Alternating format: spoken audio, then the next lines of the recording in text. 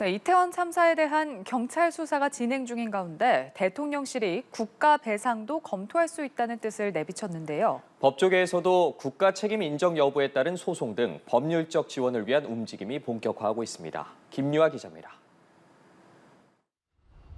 대통령실은 이태원 참사의 진상을 규명하고 그에 따른 국가의 법적 책임을 명확히 해야 한다면서 국가 배상 여부에 관한 법률 검토에 나선 것으로 알려졌습니다.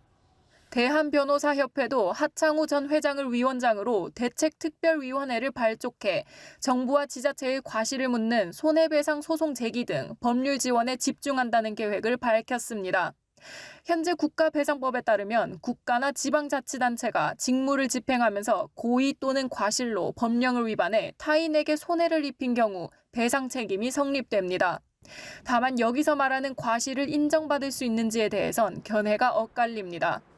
법원은 공무원의 재량을 폭넓게 인정하고 있어서 지시를 대놓고 무시하는 등 현저히 불합리한 경우가 아니라면 사후적으론 잘못된 판단이었다 하더라도 법적 책임까지 물리지 않는 사례가 많습니다. 또 공무원의 과실이 있었다고 해도 그것이 참사와 직결되는지에 대한 인과성도 따져야 합니다. 다만 참사 직전 다수의 112 신고가 있었다는 점을 보여준 녹취록이 공개돼 과실로 인정될 가능성이 높아졌다는 의견도 있습니다. 유족을 대상으로 법률지원단을 운영하는 법률구조공단은 지난주 처음으로 손해배상 관련 지원 신청을 접수했습니다. 법무부에 따르면 지난 11일 기준으로 접수된 법률 지원 건수는 총 12건으로 손해배상 1건과 상속 관련 3건, 기타 8건입니다.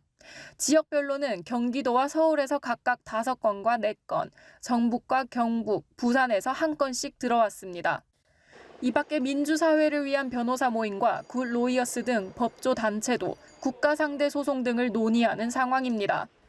경찰의 업무상 과실치사상 혐의 등을 놓고 수사 중인 가운데 형사 책임과 별개로 민사상 배상 가능성은 크다는 평가가 나옵니다.